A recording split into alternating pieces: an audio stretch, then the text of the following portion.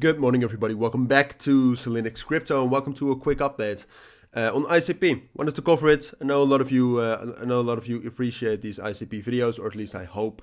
That's up to you, of course. But I'll try to give you as best of an analysis on ICP right now. I mean, the situation in the markets right now is pretty dire. I mean, Bitcoin is just chopping up in this range between 53 and 54,500. Bitcoin dominance is growing, so most altcoins are suffering. ICP included. But the thing with ICP is that with ICP you could still make the argument that technically we are bullish. And I'll tell you why, and that is that we're still holding on to this support level right here between $11.5 and $12.5.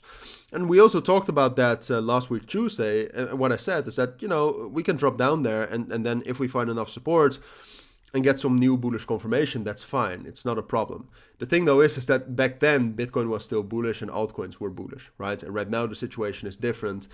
If you look at the ICP, I mean ICP, what I wanted to do is actually take a look at how ICP is doing total value locked wise.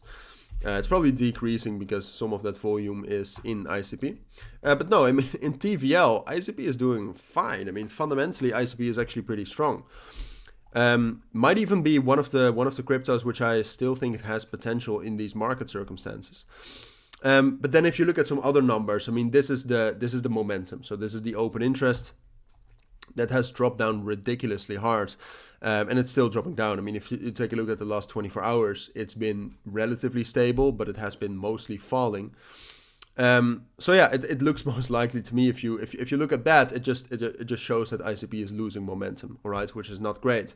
So fundamentally, I think ICP is strong, but if you look at the technicals, which is the Bitcoin dominance, oh, that's not the Bitcoin dominance, but if you look at the Bitcoin dominance and at the open interest, look, you need some open interest to get a bullish breakout and to rally up higher, because we did get a bearish breakout below 12.7 here. So what needs to happen from here is ICP needs to break above 12.7, and then we can consolidate down here, and then we have the possibility to still rally up to $17. So this is a possibility, and it would be deserved looking at the fundamentals. But looking at the technicals, I have to say that I think it's most likely that we'll drop down. All right, so that we'll find resistance here at 12.5 and 12.7. Have a bearish breakout, and that will then slowly drop down towards $10 and $9.5 again, which is, by the way, I mean, most cryptos have fallen down more. So ICP relatively is still very strong. I just think on the short term, it's not likely. I mean, if you look, it's difficult because the fundamentals are great. If you zoom out, we're still bullish. But technically, we just had a bearish breakout. We're losing momentum. You can also see the EMAs switching here. So we need to get that bullish breakout very quickly. Otherwise, this will just happen. And of course, everything I'm saying right now is also influenced heavily by the ETF decision.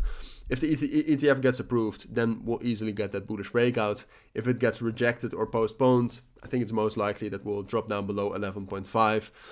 And the breakout below 11.5 is pretty, that's probably going to be the dagger to bring us down to $10 again.